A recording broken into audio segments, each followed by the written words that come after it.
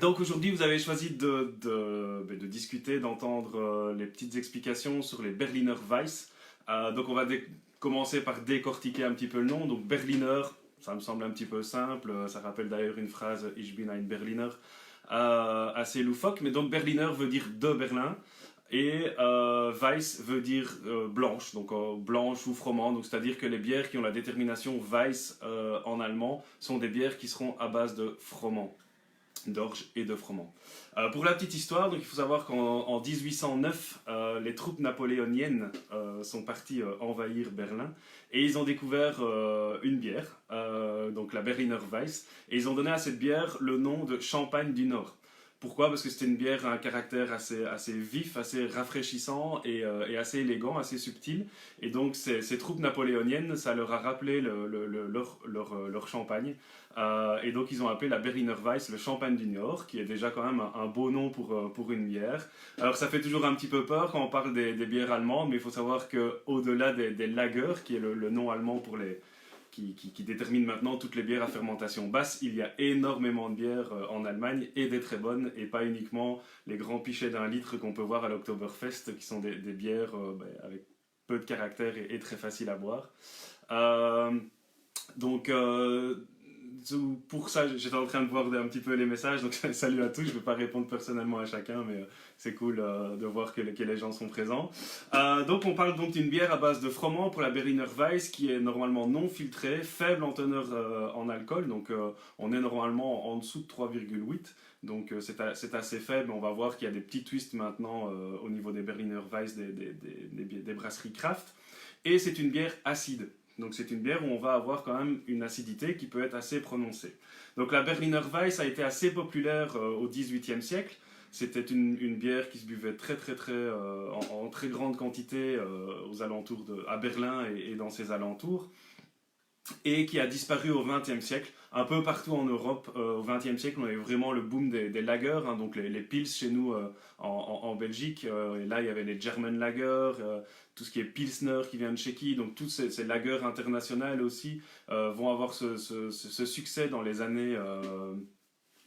ces années donc du XXe siècle. Je vois Philippe qui nous dit qu'il y a 1500 brasseries en Allemagne, donc merci Philippe pour cette petite précision. Donc largement disparu avec ce boom des lagers. Et il faut savoir qu'au XVIIIe siècle en tout cas, et peut-être encore maintenant, il y avait une petite, comment dire, un petit rituel pour boire ces Berliner Weiss, parce que ce sont des bières assez acides et donc ils ne plaisaient pas nécessairement à tout le monde. Et si vous allez dans les cafés à Berlin, vous pouvez commander ein Berliner Weiss mit Schuss. Alors désolé pour l'accent allemand, mais j'essaye de me débrouiller. Donc ça veut dire mit Schuss, ça veut dire qu'on va mettre du sirop dedans pour atténuer cette acidité. Et donc vous allez avoir la Imbier qui est à base de sirop de framboise, vous pouvez avoir la Waldmeister qui est à base d'aspérule, et vous pouvez avoir aussi la Kümmel, ça c'est un peu particulier, qui est une bière avec du sirop de cumin. Donc le Carvi, ce qui est le cumin des prés, qui sont donc trois méthodes pour pouvoir aromatiser ces bières assez acides. Il faut savoir pour le petit rappel qu'il y a une loi depuis des siècles qui existe en Allemagne qui s'appelle le Reinheitsgebot, qui définit qu'une bière ne peut être brassée qu'avec les 4 ingrédients principaux, donc c'est-à-dire l'eau, l'orge et le froment. Ils ont quand même laissé la place au froment parce qu'au début on ne pouvait pas, mais en Allemagne le froment a énormément d'importance dans le milieu brassicole. Le houblon et la levure. En Allemagne vous verrez jamais un autre ingrédient. On ne peut pas rajouter de sucre, on ne peut pas rajouter d'épices, on ne peut pas rajouter de fruits. Donc vous verrez jamais une crique en Allemagne. Si vous allez en bordure de frontières en Allemagne sur les marchés de Noël, vous allez voir de la Glühbier, donc comme le Glühwein, donc de la bière chaude, et ce sera fait avec des bières belges, puisque eux ne peuvent pas mettre de fruits au moment du brassage pour faire leur bière. Donc c'était une petite alternative que les Berlinois utilisaient pour pouvoir casser l'acidité, rajouter du sirop dans la bière, brassée avec les 4 ingrédients, on va dire, nobles, qui font partie du Reinheitsgebot. Alors, on parle de bières acides et d'histoire, donc savoir que la contamination bactérienne et l'acidité, normalement, c'est une menace pour le brasseur. Dans les bières actuelles, contemporaines, on a bien sûr ces bières historiques acides qui restent et qui sont de plus en plus appréciées. On a les Gueuze qui reviennent très fort sur le marché et toutes les Sour Ale qui nous reviennent des États-Unis, qui commencent à être brassées ici aussi depuis un certain temps.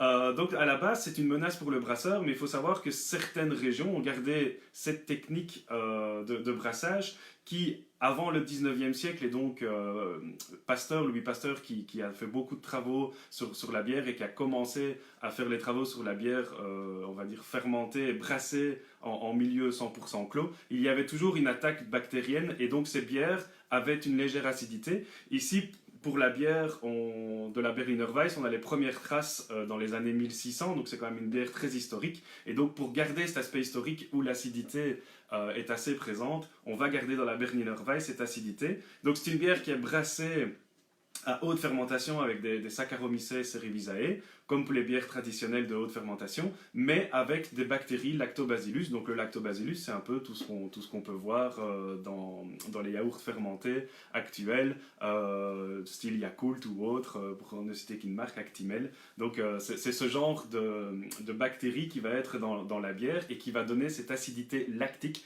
à la Berliner Weiss. Alors lactobacillus, ça va donc, comme je l'ai dit, donner l'acidité, une acidité assez simple, donc c'est-à-dire qu'on va avoir des arômes citronnés, un peu yaourt, un peu lacté, et normalement si on a cette acidité uniquement des lactobacilles, on n'aura pas ces Brettanomyces présents. Donc les Brettanomyces, c'est ce qui est dans les brassins de lambic qui vont donner les gueuses, où là on a un aspect un petit peu terreux, de basse-cour. On n'a normalement pas ça dans les Berliner Weiss actuels, pardon. On l'avait un petit peu dans les Berliner Weiss historiques, puisqu'on maîtrisait un petit peu moins ces attaques d'acidité, ces attaques de bactéries, de levures sauvages. Mais dans les Berliner Weiss actuels, on aura une bière à haute fermentation avec de l'acide lactique, mais on doit éviter d'avoir cet aspect terreux et de basse-cour qu'on pourrait avoir dans les levures sauvages et qui normalement n'ont rien à faire dans une Berliner Weiss actuelle. Alors aujourd'hui, il existe encore deux anciennes marques de Berliner Weiss qu'on peut retrouver à Berlin, c'est la Berliner Kindle et la Schultheiss. Encore une fois pour l'accent, désolé. Mais on voit que cette bière qui était disparue au XXe siècle revient de plus en plus sur le marché. On a bien sûr les brasseurs artisanaux autour de Berlin qui remettent au goût du jour cette bière historique qui est propre à leur patrimoine, à leur culture. Mais on a aussi des brasseurs européens, américains ou autres salut Tom, bonsoir, qui vont commencer donc à brasser cette bière. D'ailleurs aujourd'hui on va déguster une bière brassée en Belgique, mais qui est de style Berliner Weiss, que j'ai déjà un petit peu, bien sûr, mise en avant sur les publications, mais que je vous expliquerai après la petite explication maintenant. Et on peut avoir aussi des variantes fruitées qui rappellent le Mitschuss, mais directement avec les fruits, qui ne seront pas, bien sûr, brassées comme cela en Allemagne, vu que le Reinheitsgebot définit qu'on ne peut pas le faire, mais les craft breweries qui sont donc, on va dire, américaines, européennes, ou d'où tout ce qu'elles peuvent être, vont pouvoir rajouter des fruits, et maintenant on voit apparaître des Berliner Weiss, par exemple, raspberry, où on a brassé directement avec des framboises. Alors les caractéristiques des Berliner Weiss, ce sont des bières qui sont placées dans la famille des bières acides européennes. Donc les bières acides européennes, là-dedans, vous allez retrouver les Lambic, les Gueuses, les Rouges des Flandres, les Haut-de-Bruyn et la Berliner Weiss, entre autres. Donc c'est une bière de froment, donc on a 50% de malt de froment en moyenne minimum en tout cas, et souvent l'autre malt utilisé d'orge sera le malt Pilsner. Ce sont des bières qui sont assez claires au niveau de la couleur, qui sont normalement historiquement non filtrées, qui seront très rafraîchissantes et peu alcoolisées.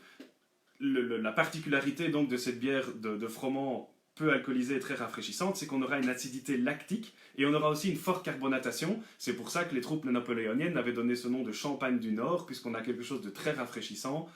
Pour le côté faible en alcool, là on n'y est pas trop, mais avec une carbonatation assez présente, des fines bulles, comme on pourrait retrouver dans le champagne. Alors, on a ce côté maltais avec la pâte à pain crue non cuite qui est présente pour soutenir cette acidité qui vient de l'acide lactique et du froment. On a une amertume qui est quasi inexistante, c'est pas vraiment le but recherché. On va avoir des profils aromatiques houblonnés, mais pas l'amertume. Surtout que maintenant, vu que les craft breweries reviennent avec des Berliner Weiss, on va voir qu'on aura des twists et qu'on n'aura pas nécessairement des houblons nobles allemands qui seront utilisés, mais plutôt au-delà du houblon allemand, rajouter des houblons, par exemple américains, pour donner des notes un petit peu plus fruitées d'agrumes, ou autres houblons néo-zélandais pour avoir des notes de fruits tropicaux et exotiques. Mais la base, normalement, doit rester quand même un petit peu avec du houblon allemand pour avoir ce côté un petit peu herbacé et floral, mais on ne recherche pas l'amertume là-dedans. Au niveau des arômes, comme j'ai dit, on a ce petit côté lactique, modéré, mais qui peut être assez présent suivant le taux d'acide lactique présent dans la bière. Et on aura ces arômes fruités de citron qui vient de l'acide lactique, un petit peu de pomme. Et alors on aura aussi cette note de raisin blanc, de vin blanc qui va être présente, qui accentue encore ce côté proche du champagne et du nom qu'on lui donne du champagne du Nord. D'ailleurs, la bière qu'on va déguster en possède assez bien de ces notes de raisin blanc, c'est assez intéressant. Et donc, à la base, même si on n'avait pas, comme je viens de le dire, des arômes du houblon, et le caractère houblonné était assez faible, on a maintenant des caractères qui vont quand même venir aussi, des caractères aromatiques qui vont venir aussi du houblon. Alors, si on parle d'un point de vue chiffré pour les puristes, on sera au niveau des IBU, comme j'ai dit, très faible, entre 3 et 8. Donc pour rappel, l'IBU c'est un indice d'amertume qui va, on va dire, de 0 à 100. Une blanche c'est 16, donc vous imaginez que entre 3 et 8 c'est assez faible. Ça donne assez soif de t'écouter. santé Philippe. Au niveau des EBC, donc de la couleur, on sera entre 3 et 4, donc on est vraiment dans une bière blanche. Et comme je vous ai dit, au niveau de l'alcool, on est entre 2,8 et 3,8 pour le caractère historique de la bière.